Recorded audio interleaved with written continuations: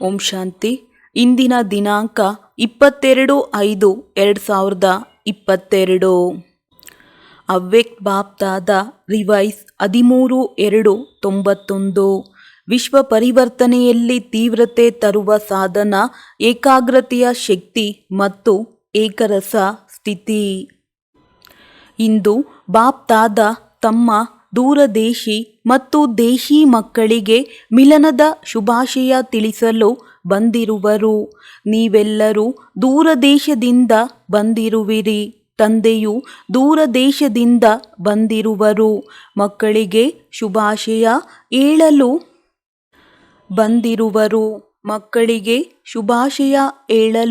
ಬಂದಿರುವರು. ಮತ್ತು ತಂದೆ ಮಕ್ಕಳಿಗೆ ಪದಮದಷ್ಟು ಶುಭಾಶಯ ಕೊಡುತ್ತಿರುವರು. ಆಚರಿಸುವುದು ಅರ್ಥಾತ್ ಸಮಾನ ಆಗುವುದು. ಪ್ರಪಂಚದವರು ಕೇವಲ ಆಚರಿಸುತ್ತಾರೆ, ಆದರೆ ತಂದೆ ಆಚರಿಸುತ್ತಾರೆ ಅರ್ಥಾತ್ ಮಾಡುತ್ತಾರೆ. ಎಲ್ಲ ಮಕ್ಕಳು ಸಾಕಾರ ರೂಪದಲ್ಲಿ ಸನ್ಮುಖವೇ ಇರಲಿ ಅಥವಾ ಆಕಾರ ರೂಪದಲ್ಲಿಯೇ ಸನ್ಮುಖ ಇರಲಿ, ಎಲ್ಲ ಮಕ್ಕಳು ವಿಶ್ವದ ಮೂಲೆ ಮೂಲೆಯಲ್ಲಿ ತಂದೆಯ ವಜ್ರ ಸಮಾನ ಜಯಂತಿ ಆಚರಿಸುತ್ತಿರುವರು. ಬಾಪ್ದಾದ ಆಕಾರಿ ರೂಪದಲ್ಲಿ ಸನ್ಮುಖ ಇರುವ ಮಕ್ಕಳಿಗೂ ಸಹ ವಜ್ರ ಸಮಾನ ಜಯಂತಿಯ ವಜ್ರ ಸಮಾನ ಪದಮಾಪದಂ ಶುಭಾಶಯಗಳನ್ನು ಕೊಡುತ್ತಿರುವರು. ಈ ಮಹಾನ್ ಅವತರಿತ ಆಗುವ ಜಯಂತಿಯನ್ನು ಆಚರಿಸುತ್ತಾ ನೀವು ಸಹ ಸ್ವಯಂ ವಜ್ರ ಸಮಾನ ಆಗಿರುವಿರಿ. ಇದಕ್ಕೆ ಹೇಳಲಾಗುತ್ತದೆ ಆಚರಿಸುವುದು ಅರ್ಥಾತ್ ಆಗುವುದು. ಪ್ರತಿಯೊಬ್ಬ ಮಗುವಿನ ಮಸ್ತಕದಲ್ಲಿ ಪದಮಾಪದಂ ಭಾಗ್ಯಶಾಲಿ ಆಗುವ ನಕ್ಷತ್ರ ಹೊಳೆಯುತ್ತಿದೆ. ಹೀಗೆ ಆಚರಿಸುತ್ತಾ ಸದಾ ಕಾಲಕ್ಕಾಗಿ ಭಾಗ್ಯಶಾಲಿಗಳಾಗಿ ಬಿಟ್ಟಿರಿ. ಇಂತಹ ಅಲೌಕಿಕ ಜಯಂತಿ ಕಲ್ಪದಲ್ಲಿ ಯಾರೂ ಆಚರಿಸುವುದಿಲ್ಲ. ಮಹಾನ್ ಆತ್ಮರ ಜಯಂತಿಯನ್ನು ಆಚರಿಸುತ್ತಾರೆ, ಆದರೆ ಆ ಮಹಾನ್ ಆತ್ಮರು ಆಚರಿಸುವವರನ್ನು ಮಹಾನ್ ಮಾಡುವುದಿಲ್ಲ. ಈ ಸಂಗಮ ಯುಗದಲ್ಲಿ ನೀವು ಮಕ್ಕಳು ಪರಮಾತ್ಮ ಜಯಂತಿಯನ್ನು ಆಚರಿಸುತ್ತಾ ಮಹಾನ್ ಆಗುತ್ತೀರಿ, ಶ್ರೇಷ್ಠಾತಿಶ್ರೇಷ್ಠ ಆತ್ಮರಾಗುತ್ತೀರಿ. ಇಂತಹ ವಜ್ರ ಸಮಾನ ಜೀವನ ಮಾಡುತ್ತಾರೆಂದರೆ ಜನ್ಮ ಜನ್ಮಾಂತರ ವಜ್ರ ಮತ್ತು ರತ್ನಗಳ ಜೊತೆ ಆಡುತ್ತೀರಿ. ಇಂದಿನ ನೆನಪಾರ್ಥ ದಿನ ಕೇವಲ ತಂದೆಯದಲ್ಲ, ಆದರೆ ಮಕ್ಕಳ ಜನ್ಮದಿನವೂ ಆಗಿದೆ. ಏಕೆಂದರೆ ತಂದೆ ಅವತರಣೆ ಮಾಡಿದಾಗ ತಂದೆಯ ಜೊತೆ ಬ್ರಹ್ಮದಾದ ಸಹ ಪರಿವರ್ತಿತ ಆತ್ಮ ಅವತರಿತ ಆಗುತ್ತಾರೆ. ಬಾಬಾ ಮತ್ತು ದಾದಾ ಇಬ್ಬರು ಜೊತೆಗೆ ಅವತರಿತ ಆಗುತ್ತಾರೆ. ಬ್ರಾಹ್ಮಣರಿಲ್ಲದೆ ಬಾಪ್ದಾದ ಸ್ಥಾಪನೆಯ ಯಜ್ಞವನ್ನು ರಚನೆ ಮಾಡಲು ಸಾಧ್ಯ ಇಲ್ಲ. ಆದ್ದರಿಂದ ಬಾಪ್ದಾದಾ ಮತ್ತು ಬ್ರಾಹ್ಮಣ ಮಕ್ಕಳು ಜೊತೆಗೆ ಅವತರಿತ ಆಗುತ್ತಾರೆ. ಹಾಗಾದರೆ ಯಾರ ಜನ್ಮದಿನ ಎಂದು ಹೇಳಬೇಕು? ನಿಮ್ಮದೋ ಅಥವಾ ತಂದೆಯದೋ? ನಿಮ್ಮದು ಸಹ ಇದೆ ಅಲ್ಲವೇ? ಆದ್ದರಿಂದ ತಂದೆ ನಿಮಗೆ ಶುಭಾಶಯ ಕೊಡುತ್ತಾರೆ ಮತ್ತು ನೀವು ತಂದೆಗೆ ಶುಭಾಶಯ ಕೊಡುತ್ತೀರಿ. ಶಿವ ಜಯಂತಿ ಅರ್ಥಾತ್ ಪರಮಾತ್ಮ ಜಯಂತಿಗೆ ಮಹಾಶಿವರಾತ್ರಿ ಎಂದು ಏಕೆ ಹೇಳುತ್ತಾರೆ? ಕೇವಲ ಶಿವರಾತ್ರಿ ಎಂದು ಹೇಳುವುದಿಲ್ಲ, ಆದರೆ ಮಹಾಶಿವರಾತ್ರಿ ಎಂದು ಹೇಳುತ್ತಾರೆ. ಏಕೆಂದರೆ ಈ ಅವತರಣೆಯ ದಿನದಂದು ಶಿವ ತಂದೆ ಮತ್ತು ಬ್ರಹ್ಮದಾದ ಮತ್ತು ಬ್ರಾಹ್ಮಣರು ಮಹಾನ್ ಸಂಕಲ್ಪದ ವ್ರತ ತೆಗೆದುಕೊಂಡರು. ಏನೆಂದರೆ ವಿಶ್ವವನ್ನು ಪವಿತ್ರತೆಯ ವ್ರತದಿಂದ ಮಹಾನ್ ಶ್ರೇಷ್ಠ ಮಾಡುವೆವು.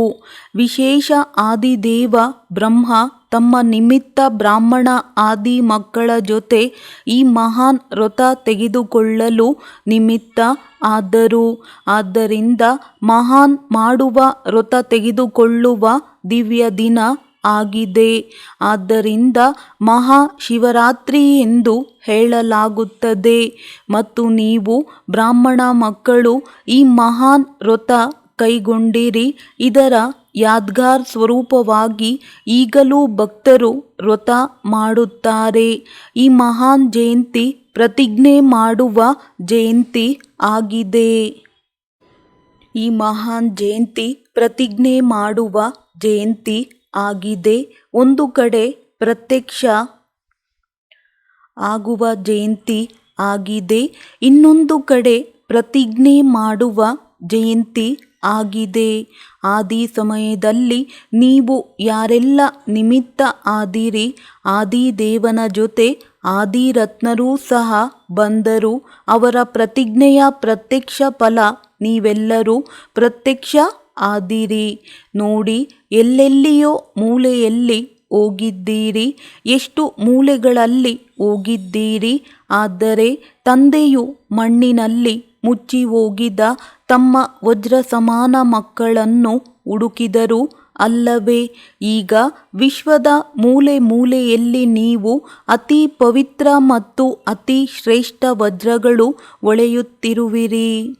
ಆದ್ದರಿಂದ ಈ ಪರಮಾತ್ಮ ಜಯಂತಿಯ ವ್ರತ ಮತ್ತು ಪ್ರತಿಜ್ಞೆಯ ಫಲ ಆಗಿದೆ. ನೀವೆಲ್ಲರೂ ಈಗಲೂ ಶಿವತಂದೆಯ ಧ್ವಜದ ಮುಂದೆ ಪ್ರತಿಜ್ಞೆ ಮಾಡುತ್ತೀರಿ ಅಲ್ಲವೇ? ಇದು ಆದಿ ಪದ್ಧತಿಯ ವಿಧಿಯನ್ನು ಈಗಲೂ ಮಾಡುತ್ತಿರುವಿರಿ. ಈ ಪರಮಾತ್ಮ ಜಯಂತಿಯನ್ನು ಶಿವರಾತ್ರಿ ಎಂದು ಹೇಳುತ್ತಾರೆ. ರಾತ್ರಿ ಅರ್ಥಾತ್ ಅಂಧಕಾರ. ಅಂಧಕಾರದಲ್ಲಿ ವ್ಯಕ್ತಿ ಅಥವಾ ವಸ್ತು ಯಾವ ರೀತಿ ಇರುತ್ತದೋ ಅದೇ ರೀತಿ ಕಾಣಿಸುವುದಿಲ್ಲ. ಇದ್ದರೂ ಅದರಂತೆ ಕಾಣುವುದಿಲ್ಲ. ತಂದೆ ಅವತರಣೆ ಮಾಡಿದಾಗ ನೀವು ಏನಾಗಿರುವಿರಿ, ಯಾವ ರೀತಿ ಇರುವಿರಿ, ಹೇಗೆ ಇರುವಿರಿ, ನಿಮ್ಮನ್ನು ನೀವು ನೋಡಿಕೊಳ್ಳಲು ಸಾಧ್ಯ ಇರಲಿಲ್ಲ ಮತ್ತು ತಂದೆಯನ್ನು ನೋಡಲು ಅರಿತುಕೊಳ್ಳಲು ಸಾಧ್ಯ ಇರಲಿಲ್ಲ. ನಾನು ಆತ್ಮನಾಗಿರುವೆ. ಇದು ಇದ್ದರೂ ಜ್ಞಾನ ಅಥವಾ ಅನುಭವದ ನೇತ್ರದಿಂದ ನೋಡಲು ಸಾಧ್ಯ ಇರಲಿಲ್ಲ. ನೇತ್ರ ಇದ್ದರೂ ಅಂಧಕಾರದಲ್ಲಿದ್ದೀರಿ. ನೇತ್ರ ಯಥಾರ್ಥ ಕಾರ್ಯ ಮಾಡದಿದ್ದರೆ ಸ್ಪಷ್ಟವಾಗಿ ಕಾಣಿಸುವುದಿಲ್ಲ. ಆದ್ದರಿಂದ ನೀವು ಅಂಧಕಾರದಲ್ಲಿ ಇದ್ದೀರಿ ಅಲ್ಲವೇ? ನಿಮ್ಮನ್ನೇ ನೀವು ನೋಡಲು ಸಾಧ್ಯ ಇರಲಿಲ್ಲ. ಆದ್ದರಿಂದ ತಂದೆ ಮೊದಲು ಈ ಅಂಧಕಾರವನ್ನು ಅಳಿಸಿ ಹಾಕುತ್ತಾರೆ.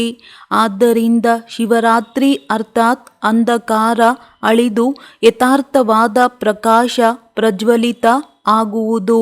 ಆದ್ದರಿಂದ ಶಿವರಾತ್ರಿ ಎಂದು ಹೇಳಿ ಆಚರಿಸುತ್ತಾರೆ. ಆ ಭಕ್ತಿ ಮಾರ್ಗದ ವಿಧಿ ಸಹ ನಿಮ್ಮ ಯಥಾರ್ಥ ವಿಧಿಯ ಯಾದ್ಗಾರ್ ಆಗಿದೆ. ಒಂದು ಕಡೆ ಭಕ್ತರ ವಿಧಿ ಮತ್ತು ಇನ್ನೊಂದು ಕಡೆ ಮಕ್ಕಳ ಸಂಪೂರ್ಣ ವಿಧಿ. ಎರಡನ್ನೂ ನೋಡಿ ತಂದೆ ಖುಷಿ ಪಡುತ್ತಾರೆ. ನಮ್ಮ ಭಕ್ತರು ಫಾಲೋ ಮಾಡುವುದರಲ್ಲಿ ಎಷ್ಟು ಬುದ್ಧಿವಂತರಾಗಿದ್ದಾರೆ ಎನ್ನುವುದನ್ನು ನೋಡಿ ನೀವು ಸಹ ಹರ್ಷಿತ ಆಗುತ್ತೀರಿ ಅಲ್ಲವೇ? ಅಂತಿಮ ಜನ್ಮದಲ್ಲಿಯೂ ಸಹ ನಿಮ್ಮ ಭಕ್ತಿಯ ವಿಧಿಯನ್ನು ನಿಭಾಯಿಸುತ್ತಾ ಬರುತ್ತಾರೆ. ಇದೆಲ್ಲವೂ ತಂದೆ ಮತ್ತು ನಿಮ್ಮ ಬಿಂದು ರೂಪದ ಕಮಾಲ್ ಆಗಿದೆ. ಶಿವಬಾಬಾ ಅವರ ಜೊತೆ ಸಾಲಿಗ್ರಾಮಗಳ ಪೂಜೆಯೂ ಸಹ ನಡೆಯುತ್ತದೆ. ನೀವೆಲ್ಲರೂ ಬಿಂದು ಸ್ವರೂಪದ ಮಹತ್ವವನ್ನು ಅರಿತಿದ್ದೀರಿ. ಆದ್ದರಿಂದ ಈಗಿನವರೆಗೂ ಭಕ್ತರಲ್ಲಿ ಶಿವ ಅರ್ಥಾತ್ ಬಿಂದು ರೂಪದ ಮಹತ್ವ ಇದೆ. ಅವರು ಕೇವಲ ಬಿಂದು ರೂಪವನ್ನು ಅರಿತಿದ್ದಾರೆ, ಯಥಾರ್ಥ ತಿಳಿದಿಲ್ಲ. ತಮ್ಮ ಪ್ರಕಾರ ತಿಳಿದಿರುತ್ತಾರೆ. ಆದರೆ ನೀವು ತಂದೆಯನ್ನು ಕೇವಲ ಬಿಂದು ರೂಪದಿಂದ ಅಲ್ಲ, ಆದರೆ ಬಿಂದುವಿನ ಜೊತೆ ಸರ್ವ ಖಜಾನೆಯ ಸಿಂಧು ಆಗಿದ್ದಾರೆ. ಹೀಗೆ ಬಿಂದು ರೂಪದ ಜೊತೆಗೆ ಸಿಂಧು ರೂಪವನ್ನು ಸಹ ಅರಿತುಕೊಂಡಿರುವಿರಿ. ಎರಡು ರೂಪದಿಂದ ಅರಿತುಕೊಂಡಿದ್ದೀರಿ ಅಲ್ಲವೇ? ಸಿಂಧು ರೂಪವನ್ನು ಅರಿತು ನೀವು ಸಹ ಮಾಸ್ಟರ್ ಸಿಂಧು ಆಗಿರುವಿರಿ. ನಿಮ್ಮಲ್ಲಿ ಎಷ್ಟು ಖಜಾನೆ ತುಂಬಿವೆ ಲೆಕ್ಕ ಹಾಕಲು ಸಾಧ್ಯ ಇದೆ. ಎಣಿಸಲಾಗದಷ್ಟು ಅಪಾರ ಮತ್ತು ಅವಿನಾಶಿ ಖಜಾನೆಗಳಿವೆ. ಎಲ್ಲರೂ ಮಾಸ್ಟರ್ ಸಿಂಧು ಆಗಿರುವಿರೋ ಅಥವಾ ಆಗಬೇಕಾಗಿದೆಯೋ? ತಪಸ್ಯಾ ವರ್ಷದಲ್ಲಿ ಏನು ಮಾಡುವಿರಿ? ತಪಸ್ಸು ಅರ್ಥಾತ್ ದೃಢ ಸಂಕಲ್ಪ ಮಾಡುವುದು. ತಪಸ್ಸು ಅಂದರೆ ಏಕಾಗ್ರತೆ ಮತ್ತು ದೃಢತೆ. ಯೋಗಿ ಜೀವನದಲ್ಲಿ ಅಂತೂ ಈಗಲೂ ಇರುವಿರಿ. ನೀವೆಲ್ಲರೂ ಯೋಗಿ ಜೀವನದವರು ಆಗಿರುವಿರಿ ಅಲ್ಲವೇ? ಅಥವಾ 8 ಗಂಟೆ 6 ಗಂಟೆ ಅಥವಾ ಕೆಲವೇ ಗಂಟೆಗಳ ಕಾಲ ಯೋಗ ಮಾಡುವವರಾಗಿರುವಿರೋ? ಯೋಗಿ ಜೀವನ ಇದ್ದೇ ಇದೆ. ಹಾಗಾದರೆ ವಿಶೇಷವಾಗಿ ತಪಸ್ಯಾ ವರ್ಷ ಏಕೆ ಮಾಡುತ್ತಿರುವಿರಿ? ಬಾಪ್ದಾದ ಎಲ್ಲ ಮಕ್ಕಳಿಗೆ ಯೋಗಿ ಜೀವನವುಳ್ಳ ಯೋಗಿ ಆತ್ಮರ ರೂಪದಲ್ಲಿ ನೋಡಲು ಇಷ್ಟಪಡುತ್ತಾರೆ ಮತ್ತು ಯೋಗಿ ಜೀವನದಲ್ಲಿಯೇ ಇರುವಿರಿ.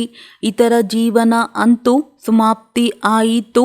ಅಲೆದಾಡುತ್ತಿರುವ ಭೋಗಿ ಜೀವನದಿಂದ ಸುಸ್ತಾಗಿ ನಿರಾಶ ಆಗಿ ವಿಚಾರ ಮಾಡಿ ತಿಳಿದುಕೊಂಡು ಯೋಗಿ ಆಗಿರುವಿರಿ. ವಿಚಾರ ಮಾಡಿ ತಿಳಿದುಕೊಂಡು ಯೋಗಿ ಆಗಿರುವಿರೋ ಅಥವಾ ಯಾರಾದರೂ ಹೇಳಿದ್ದಕ್ಕೆ ಆಗಿರುವಿರೋ? ಅನುಭವ ಮಾಡಿ ಆಗಿರುವಿರೋ ಅಥವಾ ಅನುಭವ ಕೇಳಿ ಆಗಿರುವಿರೋ? ಅನುಭವಿ ಆಗಿ ಯೋಗಿ ಆಗಿರುವಿರೋ ಅಥವಾ ಹೇಳಿ ಕೇಳಿ ಚೆನ್ನಾಗಿದೆ ಎನಿಸಿದ್ದಕ್ಕೆ ಯೋಗಿ ಆಗಿರುವಿರೋ? ಕೇವಲ ನೋಡಿ ವ್ಯಾಪಾರ ಮಾಡಿರುವಿರೋ ಅಥವಾ ಕೇಳಿ ಮಾಡಿರುವಿರೋ? ಯಾರಾದರೂ ಮೋಸಕ್ಕೆ ಒಳಗಾಗಿಲ್ಲ ತಾನೆ? ಸರಿಯಾಗಿ ನೋಡಿರುವಿರಾ? ಈಗಲೂ ನೋಡಿಕೊಳ್ಳಿ. ಯಾವ ಜಾದು ಅಂತೂ ಆಗಿಲ್ಲ ತಾನೆ? 3 ಕಣ್ಣುಗಳನ್ನು ತೆಗೆದುಕೊಂಡು ವ್ಯಾಪಾರ ಮಾಡಿರುವಿರಾ?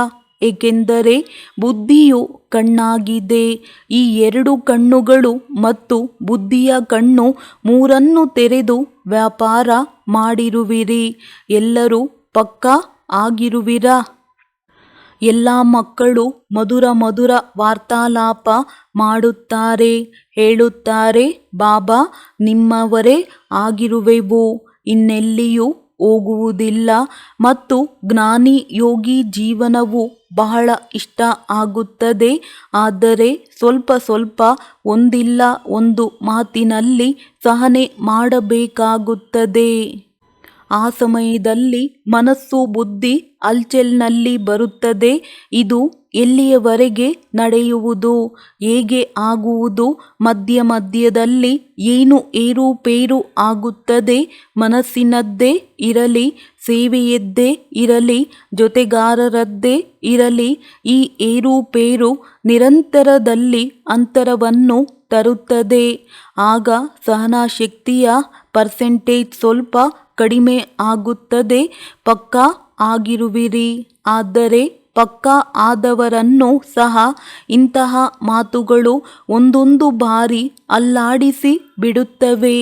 ಆದ್ದರಿಂದ ತಪಸ್ಯಾ ವರ್ಷ ಅರ್ಥಾತ್ ಸರ್ವ ಗುಣಗಳಲ್ಲಿ, ಸರ್ವ ಶಕ್ತಿಗಳಲ್ಲಿ, ಸರ್ವ ಸಂಬಂಧಗಳಲ್ಲಿ ಮತ್ತು ಸರ್ವ ಸ್ವಭಾವ ಸಂಸ್ಕಾರಗಳಲ್ಲಿ 100ಕ್ಕೆ 100ರಷ್ಟು ಪಾಸ್ ಆಗುವುದು. ಈಗ ಉತ್ತೀರ್ಣ ಆಗಿರುವಿರಿ. ಆದರೆ ಪೂರ್ಣ ಪಾಸ್ ಆಗಿಲ್ಲ. ಒಂದಾಗಿದೆ ಪಾಸ್, ಎರಡನೆಯದು ಪೂರ್ಣ ಉತ್ತೀರ್ಣ, ಮೂರನೆಯದು ಪಾಸ್ ವಿತ್ ಆನರ್. ಆದ್ದರಿಂದ ತಪಸ್ಯಾ ವರ್ಷದಲ್ಲಿ ಪಾಸ್ ವಿತ್ ಆನರ್ ಆಗುವವರು ಕಡಿಮೆ. ಆದರೂ ಪೂರ್ಣ ಉತ್ತೀರ್ಣ ಅಂತೂ ಎಲ್ಲರೂ ಆಗಲು ಸಾಧ್ಯ ಇದೆ ಮತ್ತು ಪೂರ್ಣ ಉತ್ತೀರ್ಣ ಆಗಲು ಸಹಜ ಸಾಧನ ಆಗಿದೆ.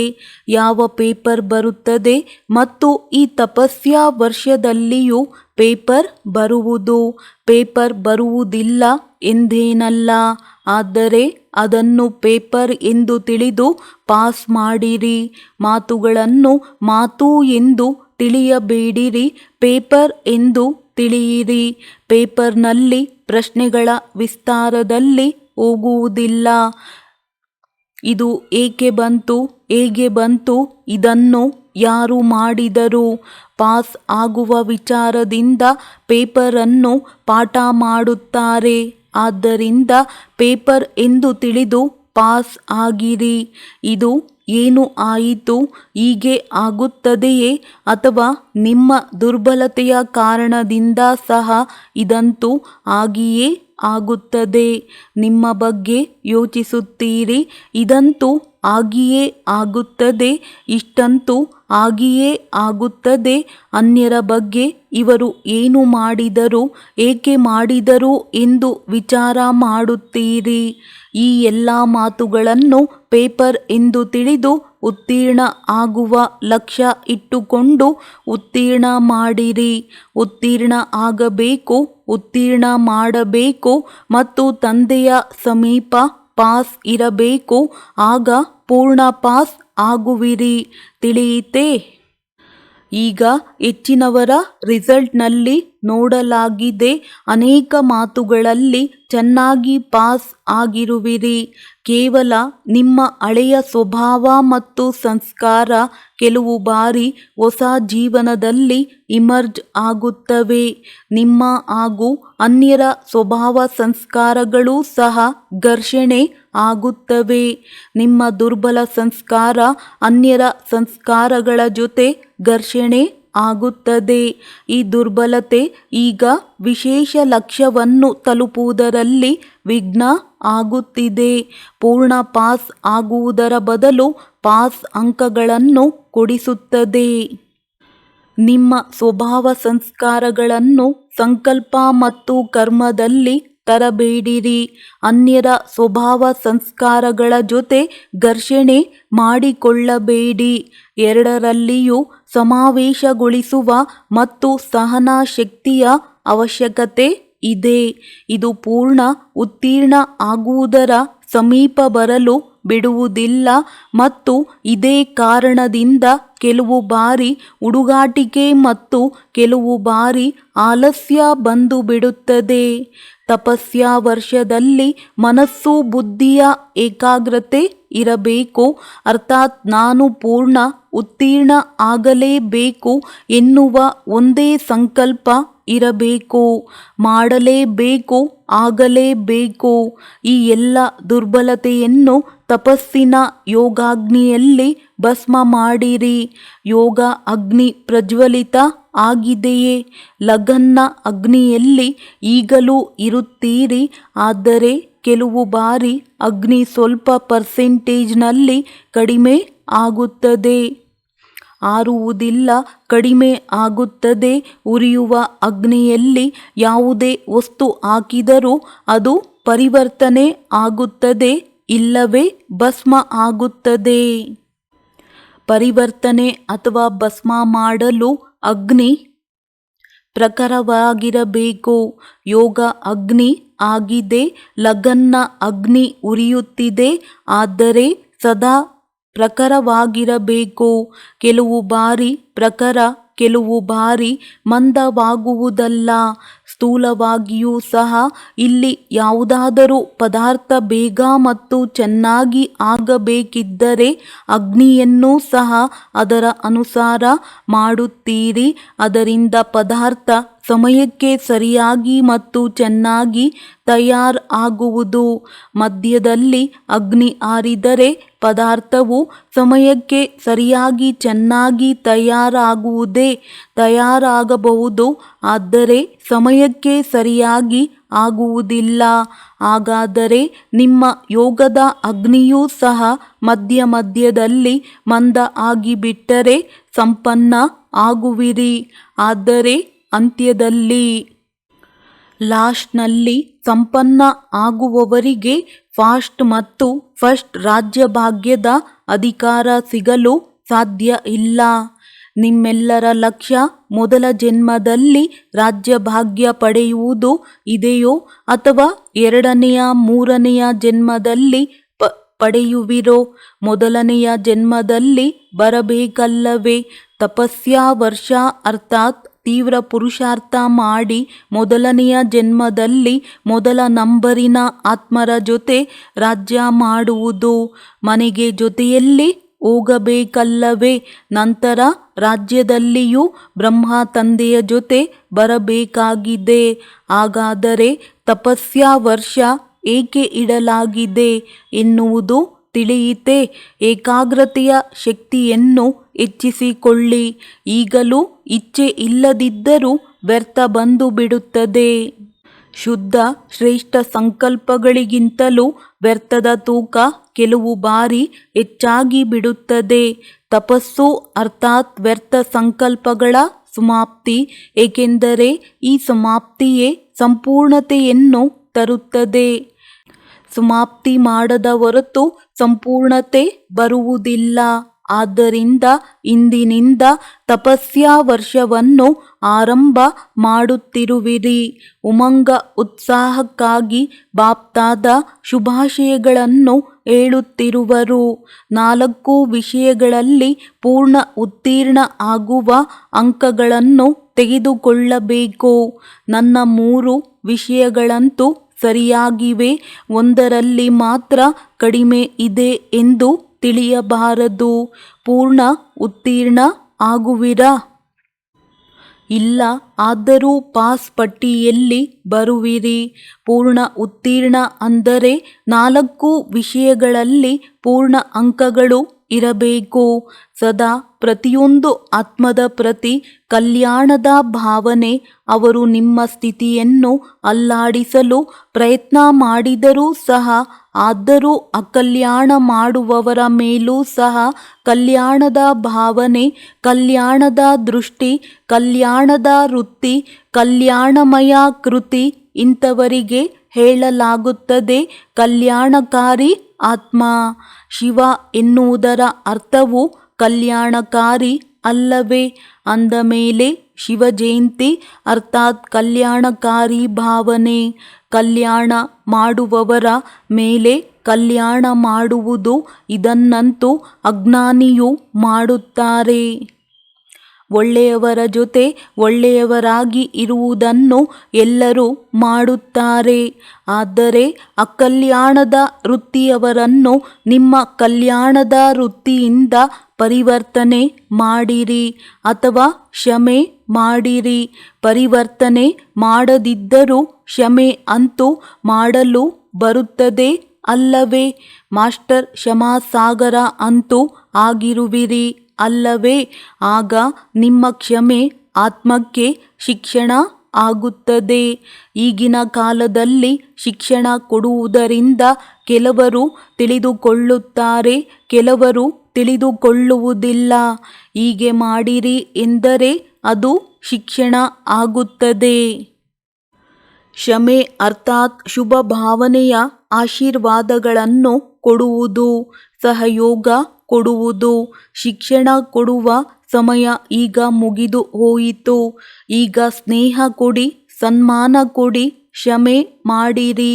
ಶುಭ ಭಾವನೆ ಇಟ್ಟುಕೊಳ್ಳಿ, ಶುಭ ಕಾಮನೆ ಇಟ್ಟುಕೊಳ್ಳಿ. ಇದೇ ಶಿಕ್ಷಣದ ವಿಧಿ ಆಗಿದೆ. ಆ ವಿಧಿ ಹಳೆಯದಾಯಿತು. ಹಾಗಾದರೆ ಹೊಸ ವಿಧಿ ಬರುತ್ತದೆ ಅಲ್ಲವೇ? ತಪಸ್ಯಾ ವರ್ಷದಲ್ಲಿ ಹೊಸ ವಿಧಿಯಿಂದ ಸರ್ವರನ್ನು ಇನ್ನೂ ಸಮೀಪ ತನ್ನಿರಿ.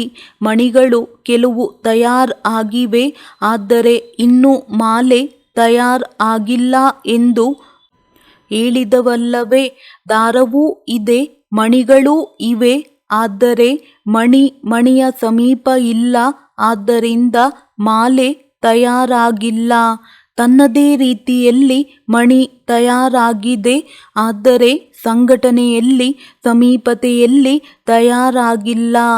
ಆದ್ದರಿಂದ ತಪಸ್ಯಾ ವರ್ಷದಲ್ಲಿ ತಂದೆಯ ಸಮಾನ ಅಂತೂ ಆಗಲೇಬೇಕು. ಆದರೆ ಮಣಿ ಸಹ ಮಣಿಯ ಸಮೀಪ ಬರಬೇಕು.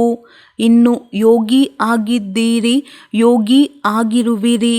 ಸದಾ ಯೋಗಿ ಜೀವನದಲ್ಲಿ ಇರುವಿರಿ. ಡ್ರಾಮಾದ ಪ್ರತಿಯೊಂದು ದೃಶ್ಯವನ್ನು ಪ್ರಿಯವಾದುದು ಎಂದು ನೋಡುತ್ತಾ ನಡೆಯಿರಿ. ಪ್ರತಿ ದೃಶ್ಯ ಪ್ರಿಯವಾಗಿದೆ. ಪ್ರಪಂಚದವರಿಗೆ ಯಾವುದು ಅಪ್ರಿಯವೋ ಅದು ನಿಮಗೆ ಪ್ರಿಯವಾಗಿದೆ. ಏನು ನಡೆದರೂ ಅದರಲ್ಲಿ ರಹಸ್ಯ ತುಂಬಿರುತ್ತದೆ. ರಹಸ್ಯವನ್ನು ತಿಳಿಯುವುದರಿಂದ ಎಂದೂ ಯಾವ ಮಾತಿನಲ್ಲಿ ಯಾವ ದೃಶ್ಯದಲ್ಲಿ ಅಪ್ರಸನ್ನರಾಗುವುದಿಲ್ಲ. ರಹಸ್ಯ ತಿಳಿದವರು ಅಪ್ರಸನ್ನರಾಗುವುದಿಲ್ಲ. ರಹಸ್ಯವನ್ನು ತಿಳಿಯದವರು ಅಪ್ರಸನ್ನರಾಗುತ್ತಾರೆ. ಡಬಲ್ ವಿದೇಶಿಯರೂ ಸಹ ಶಿವ ಜಯಂತಿ ಆಚರಿಸಲು ಸಮಯಕ್ಕೆ ಸರಿಯಾಗಿ ತಲುಪಿರುವರು. ಹೋಗಲೇಬೇಕು ಎಂದು ದೃಢನಿಶ್ಚಯ ಮಾಡಿದ್ದೀರಿ. ಆದ್ದರಿಂದ ಬಂದು ತಲುಪಿದ್ದೀರಿ ಅಲ್ಲವೇ? ಹೋಗುವುದೋ ಬೇಡವೋ ಎಂದು ವಿಚಾರ ಮಾಡುವವರು ಉಳಿದುಬಿಟ್ಟರು. ಈಗ ಇದೇನೂ ಅಲ್ಲ, ಇನ್ನೂ ಆಗಲಿದೆ. ಈಗ ಪ್ರಕೃತಿ ಪೂರ್ಣ ಶಕ್ತಿಯಿಂದ ಏರುಪೇರು ಆರಂಭ ಮಾಡಿಲ್ಲ, ಮಾಡುತ್ತದೆ. ಆದರೆ ನಿಮ್ಮನ್ನು ನೋಡಿ ಸ್ವಲ್ಪ ತಣ್ಣಗಾಗುತ್ತದೆ. ನನ್ನ ಮಾಲೀಕರು ತಯಾರಾಗಿಲ್ಲ ಎಂದು ಅದು ಸಹ ಹೆದರುತ್ತದೆ. ಯಾರ ದಾಸಿ ಆಗಬೇಕು? ನಿರ್ಭಯ ಆಗಿರುವಿರಿ ಅಲ್ಲವೇ? ಭಯಪಡುವವರಂತೂ ಅಲ್ಲ ತಾನೇ? ಜನರು ಸಾಯಲು ಭಯಪಡುತ್ತಾರೆ, ಆದರೆ ನೀವಂತೂ ಸತ್ತು ಹೋಗಿರುವಿರಿ. ಹಳೆಯ ಜಗತ್ತಿನಿಂದ ಸತ್ತು ಹೋಗಿರುವಿರಿ ಅಲ್ಲವೇ? ಹೊಸ ಜಗತ್ತಿನಲ್ಲಿ ಬದುಕಿರುವಿರಿ. ಹಳೆಯ ಜಗತ್ತಿನಿಂದ ಸತ್ತು ಹೋಗಿರುವಿರಿ ಅಂದ ಮೇಲೆ ಸತ್ತು ಹೋಗಿರುವವರಿಗೆ ಸಾಯಲು ಏನು ಭಯ? ಮತ್ತು ಟ್ರಸ್ಟಿ ಆಗಿರುವಿರಿ ಅಲ್ಲವೇ? ನನ್ನತನ ಎನ್ನುವುದು ಇದ್ದರೆ ಮಾಯಾ ಬೆಕ್ಕು ಮಿಯಾವ್ ಮಿಯಾವ್ ಎನ್ನುತ್ತದೆ. ನಾನು ಬರಲೆ, ನಾನು ಬರಲೆ. ನೀವಂತೂ ಟ್ರಸ್ಟಿ ಆಗಿಯೇ ಇರುವಿರಿ. ಶರೀರವು ನನ್ನದಲ್ಲ. ಜನರಿಗೆ ಸಾಯುವ ಚಿಂತೆ ಇರುತ್ತದೆ, ಅಥವಾ ವಸ್ತುಗಳ ಅಥವಾ ಪರಿವಾರದ ಚಿಂತೆ ಇರುತ್ತದೆ. ನೀವಂತೂ ಟ್ರಸ್ಟಿ ಆಗಿಯೇ ಇರುವಿರಿ. ನ್ಯಾರ ಆಗಿರುವಿರಿ ಅಲ್ಲವೇ? ಅಥವಾ ಸ್ವಲ್ಪ ಸ್ವಲ್ಪ ಸೆಳೆತ ಇದೆಯೇ? ದೇಹಾಭಿಮಾನ ಇದ್ದರೆ ಸೆಳೆತ ಇರುತ್ತದೆ. ಆದ್ದರಿಂದ ತಪಸ್ಯ ಅರ್ಥಾತ್ ಜ್ವಾಲಾ ಸ್ವರೂಪ ನಿರ್ಭಯ. ಒಳ್ಳೆಯದು. ಇಬ್ಬರು ಪ್ರೀತಿಯ ದಾದಿಯರು ಕೇಳುತ್ತಿರುವರು, ನೋಡುತ್ತಿರುವರು. ಏನಾದರೂ ನವೀನತೆ ಬೇಕಲ್ಲವೇ? ಬಾಪ್ತಾದ ಮೊದಲು ಹೇಳಿದ್ದರು, ಒಂದಾಗಿದೆ ವಾಣಿಯ ಮೂಲಕ ಸೇವೆ. ಎರಡನೆಯದು ಫರಿಷ್ಠಾ ಮೂರ್ತಿ ಮತ್ತು ಶಕ್ತಿಶಾಲಿ ಸ್ನೇಹಮಯಿ ದೃಷ್ಟಿಯಿಂದ ಸೇವೆ. ಕೆಲವು ಸಮಯ ಇವರಿಗೆ ಈ ಸೇವೆಯ ಪಾತ್ರ ಸಿಕ್ಕಿದೆ. ಆದಿಯಿಂದ ವಾಣಿ ಮತ್ತು ಕರ್ಮದ ಸೇವೆ ಅಂತೂ ಮಾಡುತ್ತಲೇ ಇರುವಿರಿ. ಈ ವಿಧಿಯ ಸೇವೆಯ ಪಾತ್ರ ಡ್ರಾಮಾದಲ್ಲಿ ಇದೆ. ಅಂತ್ಯದಲ್ಲಿ ಇದೇ ಸೇವೆ ಮಾಡುವುದಿರುತ್ತದೆ. ಈ ಪಾತ್ರ ಸ್ವಲ್ಪ ಸಮಯಕ್ಕಾಗಿ ಇವರಿಗೆ ಸಿಕ್ಕಿದೆ. ಆದರೂ ಪ್ರೀತಿಯ ಮಕ್ಕಳಲ್ಲವೇ ಇವರು? ಲೆಕ್ಕಾಚಾರ ಚುಕ್ತ ಮಾಡುವುದರಲ್ಲಿಯೂ ಸೇವೆ ಇದೆ. ನಿಮಿತ್ತ ಲೆಕ್ಕಾಚಾರ ಇದೆ. ಆದರೆ ಸೇವೆ ಅದರ ರಹಸ್ಯ ಆಗಿದೆ. ಬೇಹದ್ದಿನ ಆಟದಲ್ಲಿ ಇದು ಸಹ ಇಂದು ಅದ್ಭುತ ಆಟ ಆಗಿದೆ. ಇಬ್ಬರ ಪಾತ್ರವು ನವೀನತೆಯದಾಗಿದೆ. ಇವರು ಬೇಗ ಬೇಗ ಲೆಕ್ಕಾಚಾರ ಮುಗಿಸಿ ಸಂಪನ್ನ ಮತ್ತು ಸಂಪೂರ್ಣತೆಯ ಸಮೀಪ ಹೋಗುತ್ತಿರುವರು. ಒಬ್ಬರೇ ಹೋಗುವುದಿಲ್ಲ. ಇದನ್ನು ಯಾರೂ ವಿಚಾರ ಮಾಡಬೇಡಿರಿ. ಪ್ರತಿಯೊಬ್ಬರೂ ಚುಕ್ತ ಮಾಡಲೇಬೇಕು. ಆದರೆ ಕೇವಲ ಕೆಲವರು ಚುಕ್ತ ಮಾಡುತ್ತಾರೆ, ಇನ್ನು ಕೆಲವರು ಚುಕ್ತ ಮಾಡುತ್ತಾ ಸೇವೆಯನ್ನೂ ಮಾಡುತ್ತಾರೆ. ಎಲ್ಲರೂ ವಿಜಯಿ ಆದಿರಿ ಅಲ್ಲವೇ? ಎಲ್ಲರ ಆಶೀರ್ವಾದದ ಔಷಧಿಯು ಶೂಲೆಯಂತೆ ಇರುವುದನ್ನು ಮುಳ್ಳಿನಂತೆ ಮಾಡುತ್ತದೆ. ಲೆಕ್ಕಾಚಾರದ ಪ್ರಭಾವದಲ್ಲಿ ಬರಲಿಲ್ಲ. ಇಬ್ಬರು ಹುಷಾರ್ ಆದರು. ಕೇವಲ ಪಥ್ಯದಲ್ಲಿರುವರು. ವಿಶ್ರಾಂತಿಯು ಪಥ್ಯ ಆಗಿದೆ. ಊಟದಲ್ಲಿ ಪಥ್ಯ ಇರುವಂತೆ ಇದು ಓಡಾಡುವ ಮಾತನಾಡುವ ಪಥ್ಯ ಆಗಿದೆ. ಸ್ನೇಹ ಏನು ತಾನೇ ಮಾಡಲು ಸಾಧ್ಯ ಇಲ್ಲ. ಸ್ನೇಹ ಕಲ್ಲನ್ನು ಸಹ ನೀರನ್ನಾಗಿಸಿತು ಎಂದು ಹೇಳುತ್ತಾರೆ. ಅಂದ ಮೇಲೆ ಈ ಕಾಯಿಲೆ ಬದಲಾಗುವುದಿಲ್ಲವೇ? ಬದಲಾದರೂ ಅಲ್ಲವೇ ಹೃದಯದ ಕಾಯಿಲೆ ವಾಸಿಯಾಯಿತು, ಕಲ್ಲಿನಿಂದ ನೀರಾಯಿತು ಅಲ್ಲವೇ? ಇದು ನಿಮ್ಮೆಲ್ಲರ ಪ್ರೀತಿ ಆಗಿದೆ. ಇನ್ನು ಈಗ ಕೇವಲ ನೀರು ಉಳಿಯಿತು, ಕಲ್ಲು ಸಮಾಪ್ತಿ ಆಯಿತು. ವಿಶ್ರಾಂತಿಯಲ್ಲಿರುವುದರಿಂದ ಇಬ್ಬರ ಮುಖ ಹೊಳೆಯುತ್ತಿದೆ. ಪರಿವಾರದ ಪ್ರೀತಿಯೂ ಸಹ ಬಹಳ ಸಹಾಯ ಮಾಡುತ್ತದೆ. ಒಳ್ಳೆಯದು.